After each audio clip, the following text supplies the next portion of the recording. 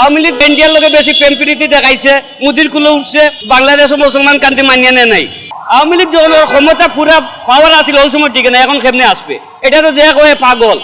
ও যা করছে, আলিমুলামা মারছে, এই যে কতটা লোক মারছে, আমি আমার নিজের পিঠিত গুলির সিটা লাগছে, আমি এমনি খারাইয়া রয়েছি, তারপরে না গুলির সিটা খাওয়া পরে না রোডে নামছি। তারেক রহমান সারা জীবন তাকিয়েছে লন্ডন, এটা হচ্ছে বাংলাদেশ, এটা মিডিল ইস্ট না।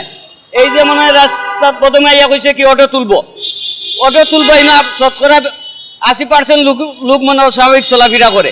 কয়জন লোকের নিজস্ব গাড়ি আছে, সবাই মনে করেন অটো মোটো দিয়ে চলাফেরা করে।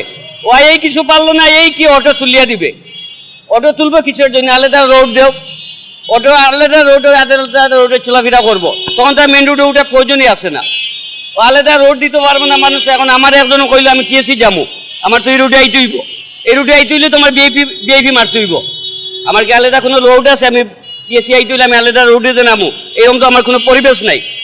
তো এটা বুঝে না বাজে না, একটা মানে রায় দিলে তো আর হইব না। আগে সরকারি যতটা ডিপার্টমেন্ট আছে, প্রতিটা ডিপার্টমেন্টে দুর্নীতি মুক্ত করক, দেশের উন্নতি হবে।